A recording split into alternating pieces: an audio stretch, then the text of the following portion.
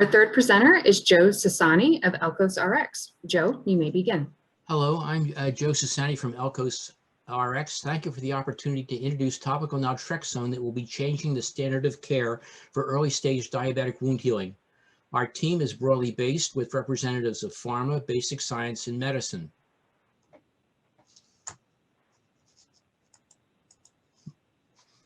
Since we last presented at this forum, we've developed new naltrexone GMP formulations that are safe and even more effective in speeding the healing of wound care in diabetic animals. We've had positive FDA pre-IND feedback that our GMP formulations are acceptable for an initial proof of principle clinical trial.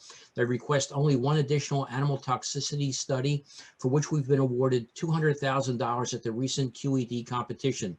We have a 505(b)(2) pathway for acceptance. We are seeking Penn State funding for preparation of a proof of principle clinical trial, including the trial protocol and the IND application. We will then license our formulation. Diabetes is a global epidemic. Millions of people are involved and it costs billions of dollars. We will treat early stage diabetic wounds in order to prevent them from becoming late stage wounds and even resulting in amputations. There's a significant unmet medical need here. 14 to 20% of all diabetics experience a foot ulcer. Fortunately, about 70% of these ulcers are early stage. Unfortunately, over 60% recur. This is not surprising because the current treatment is routine wound care and offloading of the involved foot. Diabetic skin is different. There's delayed and incomplete wound healing caused by an overactive negative opioid growth regulatory system. When opioid growth factor binds to its receptor, it suppresses wound healing in many stages listed there on your right lower screen. Our research demonstrates that topical naltrexone directly blocks OGF effects, thereby normalizing wound healing. In the diagram you see in front of you, we are exhibiting our latest formulations, which are even more effective than our previous formulations and lead to even stronger wounds. Topical naltrexone is differentiated from its competitors because it alone goes to the basic pathobiology of poor diabetic wound healing. This is a huge global market for topical naltrexone, even if you only consider the early stage ulcers, which comprise about 69% of these ulcers. We have strong IP protection, which is owned currently by Penn State. Our business plan culminates in acquisition by a strategic partner. We will perform QED-funded swine safety studies as required by the FDA. We would use Penn State funding to prepare and submit our IND application and clinical protocol. We would raise funds, of course, for our clinical trial. Once completed, we would move to an exit.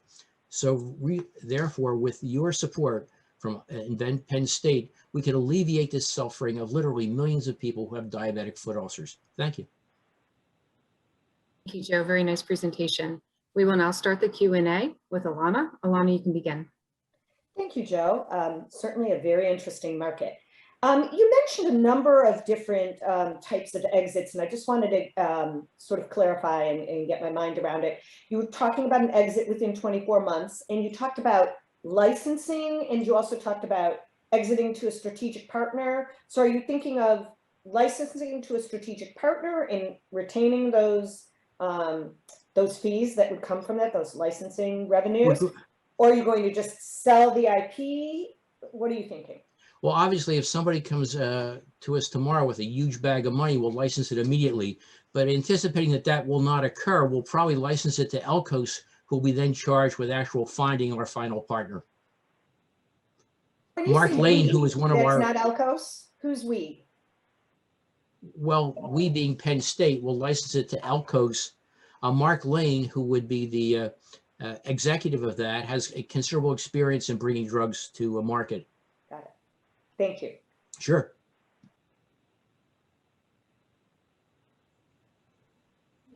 Bruce, do you have any questions? Yes. Thank you. Just trying to get off mute there. Great presentation, really interesting. So just to clarify, Elkos doesn't currently own the IP? No, it belongs to Penn State. I see. Okay. So a quick question about a clinical issue here.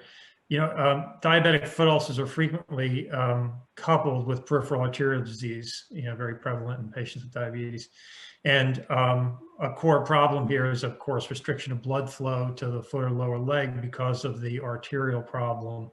So I'm just wondering, how would you untangle all that, given that the patient substrate you're dealing with is likely to have these arterial issues? Yeah, I did 2 years of general surgery before going into ophthalmology, about a year of which was spent on vascular surgery. And as you say, the diabetics have two problems. They have large vessel atherosclerosis, but one of their major problems is small vessel disease. Our research has shown that naltrexone directly stimulates angiogenesis.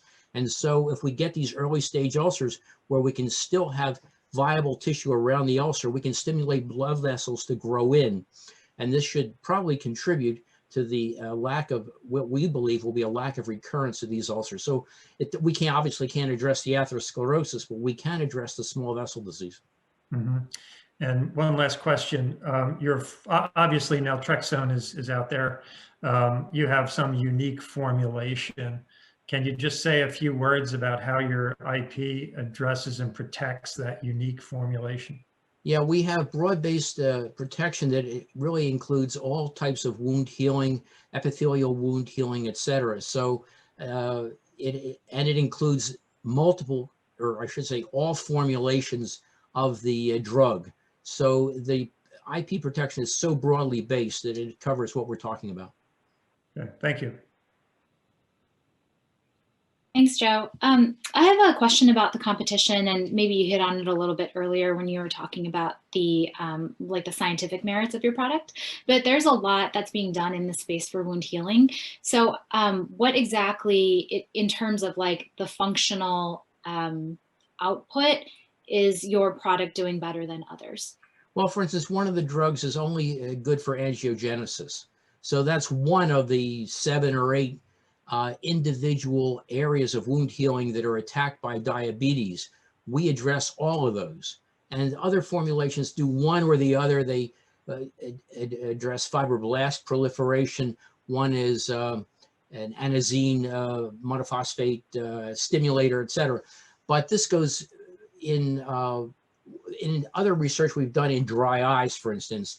It also reverses dry eyes. So we found that the naltrexone path, or the OGF pathway, is fundamental in diabetes. And so this is the only drug out there that would address all of those different problems in diabetes. But so I guess to clarify, for your specific, diabetic foot ulcers, since you're running animal studies, if you're doing like a critical defect model compared to other solutions in the space, are you actually seeing the wound heal faster? Yes, and that picture that I showed earlier of the diabetic wounds, we had a control, and then we had, with our formulations, both the older and newer formulation, and the newest formulations heal the wounds much faster than either just an insulin-controlled diabetic or a diabetic that's given routine wound care, et cetera. Animal, that is. Okay, great, thanks. Sure. Thank you, judges, for your questions. Joe, great presentation. Thank you. All right. Bye, everybody.